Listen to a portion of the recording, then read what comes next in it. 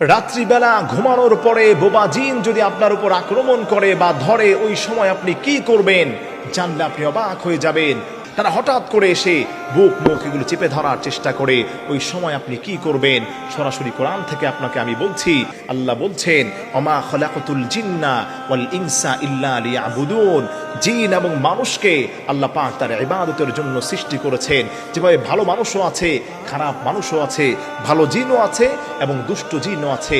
এবং যে সমস্ত জিনগুলো আমাদেরকে রাত্রিবেলা দেখা যায় আমাদের উপর আক্রমণ করার চেষ্টা করে, এই সমস্ত জিনের আক্রমণ থেকে বাঁচার জন্য আমরা কি করতে পারি?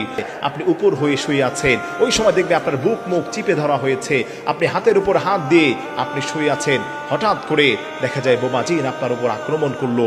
ওই সময় আপনি একটা কাজ করবেন, আপনি তৎক্ষণাৎ কোরআনের যে কোনো একটি আয়াত পড়ার চেষ্টা করবেন। আপনি যে আয়াতটি আপনার মনে আসে, আউযুবিল্লাহ বিসমিল্লাহ আপনি পড়তে পারেন। সর্বোত্তম হচ্ছে আয়াতুল কুরসি পড়া। আয়াতুল কুরসি যে বান্দাটা পড়তে পারবে, আল্লাহ পাক তাকে সমস্ত বিপদ মুসিবত থেকে তাকে আল্লাহ পাক নিরাপত্তা দিয়ে দেন।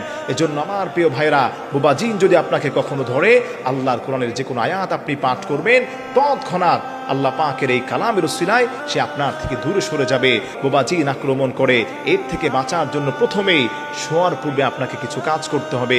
অনেকে দেখা যায় উপর হয়ে শোন, এই সমস্ত উপর হয়ে শোয়ার কারণে বোবা জিন তাদের উপর আক্রমণ করে। উপর হয়ে শুবেন না, আপনি ঠিকভাবে ডান কাত হয়ে শুবেন এবং ঘুমানোর পূর্বে আল্লাহুম্মা বিসমিকা আমুতু ওয়া আহইয়া এটা পড়ার চেষ্টা করবেন।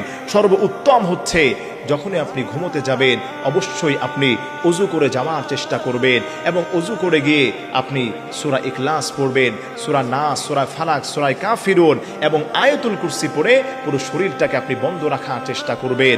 এভাবে করে যদি আপনি ঘুমোতে যেতে পারেন, কোনো দুষ্ট জিন, ব্ল্যাক ম্যাজিক, কুফরি কালাম, সমস্ত ধরনের খারাপি থেকে আল্লাহ পাক আপনাকে হেফাজত করবেন।